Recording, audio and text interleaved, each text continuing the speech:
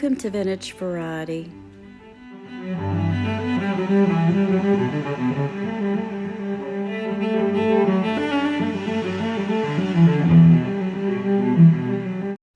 In my videos, I often tell you guys, don't overlook those broken bits and pieces.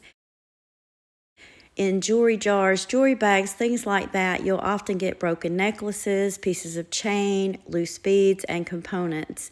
Save those pieces, try to keep them organized in whichever way is best for you, because usually they will come in handy, whether you're replacing a necklace clasp or maybe you're wanting to make something of your own. Also, when I go thrifting, I always look for single chains without anything on them and really pretty stretch bracelets with beautiful glass beads on them, because I know that I can always reuse those pieces and turn them into something of my own creation.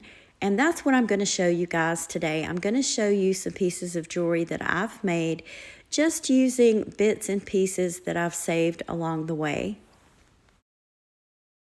The majority of the items I'm going to show you today were created using this one damaged bracelet.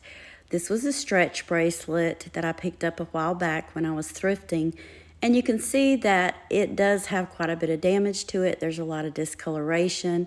Here in this picture, I've already started to disassemble the bracelet. I decided to take these pieces off the bracelet and combine them with some other pieces and loose chain that I had just lying around and turn it into a few beautiful necklaces.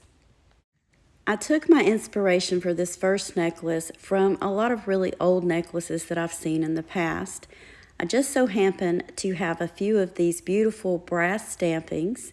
I decided to use one of the teardrop glass beads off the bracelet. I did change out the bead cap because the bracelet was a silver tone and the look I was going for here was a gold tone. I also used these dragonfly charms that I had laying around and a piece of gold tone chain that I had saved and put to the side, and I'd had this for quite a while. And I really like the way this turned out. I think it's very charming. The brass stamping has a floral motif, and I felt like the dragonflies fit in really well with this. This was a very long length of chain without a clasp on it. So I did cut the chain down. I didn't need a chain that was that long because I wanted this to be a short enough length that it was noticeable, because I do think it's a very stunning piece. For the clasp on it, my neighbor gave me a whole bag full of old vintage jewelry clasps, and I decided to add a barrel clasp to this necklace. I feel like this turned out beautifully, but you guys let me know what you think of this creation in the comments. This next necklace was created kind of the same way. I used another one of those teardrop glass beads from the stretch bracelet, and I had another vintage style brass stamping. I thought if I combined these two that it would make an absolutely beautiful lavalier style necklace. So what I did with this glass bead was I did change out the bead cap on it, and I attached it to the bottom of this stamping. The chain that this is on was a single chain without anything on it that I had gotten, I believe, in a jewelry jar or a jewelry bag. And I really liked the style of this chain. I thought it would be absolutely perfect to hang this pendant on. One thing that I thought was really neat about this necklace chain is the clasp on it. It kind of looks like a hoop earring, and you can see how it opens here. It's not an earring, but it's a very interesting necklace clasp, and I don't think I've really ran across one like this before. So you guys let me know what you think of this one. I wanted to use those faux Baroque style pearls and the heart pendant from the bracelet to also create a necklace, and I decided to leave all of this in a silver tone. I connected two of the pearls together with the heart dangling at the bottom. As for the chain of this necklace, again, this was another piece of chain that I just had laying around. And I thought, you know, that is a beautiful silver tone chain. Why not use it to attach this necklace pendant to? And I'm going to show you the kind of closure that I put on it. I mentioned earlier that my neighbor had given me a baggie full of different types of necklace connectors and clasps and things like that. So I decided to incorporate this toggle clasp with a heart design on it. I thought that that would add something really pretty and unique to this necklace. Another silver tone necklace that I created using a piece from that same bracelet is this one. And this was a really easy creation. This was a teeny tiny locket that was dangling from that bracelet. And I already had this chain here. This is an older chain. I wanted to show you the back of the locket. There was a lot of discoloration, and you can see where I tried to clean it, that the back of the locket now looks more of a brass tone. So I believe that that bracelet had some kind of maybe a sterling wash over it or just a little bit of sterling plating. But that doesn't really matter. It's on the back, and I think that this necklace looks great just the way it is. I wanted to show you the closure on this necklace, and this is another one of those single chains that I believe I ran across while I was out thrifting. I think this turned out beautifully. I love delicate little pieces like this, especially when I'm layering 2 or 3 different necklaces together. At this point, there wasn't a lot of this bracelet left. Now, hopefully you can see how this bracelet was constructed. The pearl part of the bracelet was a stretch bracelet, and the back part of the bracelet was actually a linked chain. I decided, why not just use up the rest of these parts? So I'm going to show you guys what I made and how I ended up constructing it. I wanted to make something that mimicked the original design of this bracelet. So you can see that the front of this is beaded and the back has a piece of chain. The small dangle that you see on the front, this was also originally on the bracelet. The only thing that I added to this bracelet was, of course, the spacers that you see between the pearls and a smaller chain at the back. The original chain that was on this was really chunky and it was really discolored. It kind of had a patina to it, and I could have reused that. It would have been fine, but I just thought that the smaller chain looked better. As for the other parts, the end parts on this, and even the small flower, I left the patina on those. I think it gives the bracelet character, and a lot of people like that patina look. Now, the end pieces on this, I'm going to give you guys a really close look and try to explain how this was originally constructed. There are 2 tiny holes right there.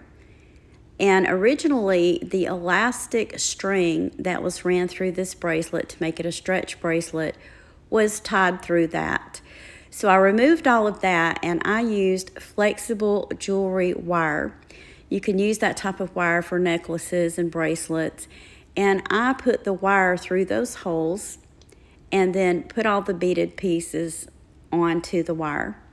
Hopefully that makes sense. So what I ended up with here was what I consider to be a very beautiful bracelet, better constructed than it originally was. The elastic's not going to break in it and wear out because this no longer has elastic.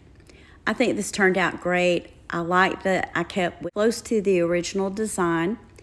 Other than this having a lot of different dangles on it, I think just the one floral dangle as a focal point really makes this bracelet beautiful. But you guys let me know in the comments. I have 2 more bracelets that I want to show you guys today. Both of these bracelets were made out of old stretch bracelets. I showed you guys this picture earlier in the content. This is a small bowl. And what I've done here is I've taken a couple of different stretch bracelets and decided to take them apart and make them into something new. Most of you that have owned stretch bracelets know that after a while the stretch just gives way in them and often they'll break. And both of these stretch bracelets had seen their better day. One of them consisted of these really pretty art glass beads, and the other one had silver tone spacers with these lovely faceted glass beads. I decided to take all of these beads and combine them into something new of my own creation. I created this bracelet, and you can see here I've used the beads from both the bracelets along with the silver tone spacer beads. I had enough beads left over that I was able to incorporate them into another bracelet, and I still have a few left that I can always use in some other project. I was really pleased with the way that this turned out.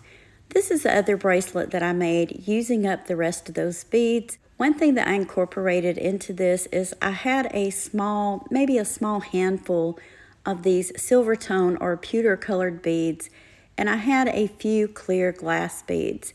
So I incorporated those into this bracelet, but these bracelets are going to last a lot longer and be a lot sturdier than just your average stretch bracelets because these are done on wire.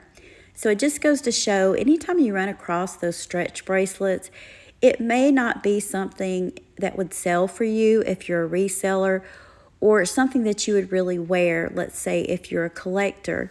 But you can always pick those up because a lot of times they have really nice glass beads on them, and you can make them into an entirely new bracelet, or you can cut the elastic out and restring them on flexible jewelry wire and make it into something that's a lot sturdier and that's going to last you a whole lot longer.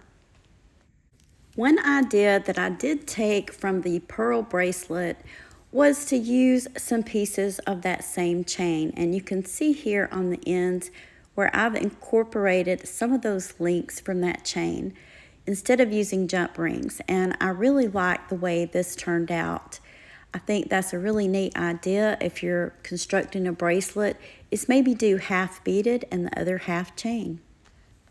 I really enjoyed making these pieces, and I like the idea of taking something that might normally be thrown away and making it into something new and beautiful.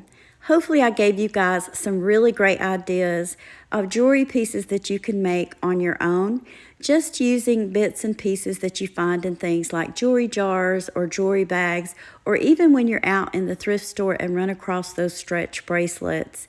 Let me know in the comments which pieces were your favorites and if there's anything you would have done differently. If you enjoyed today's content, please remember to give me a thumbs up. I want to thank you for taking time out of your day to share these projects with me. If you haven't already, please consider subscribing to my channel. Ring the bell for notifications and you'll be notified anytime I upload new content. Thank you again for watching, and I hope you all have a wonderful day.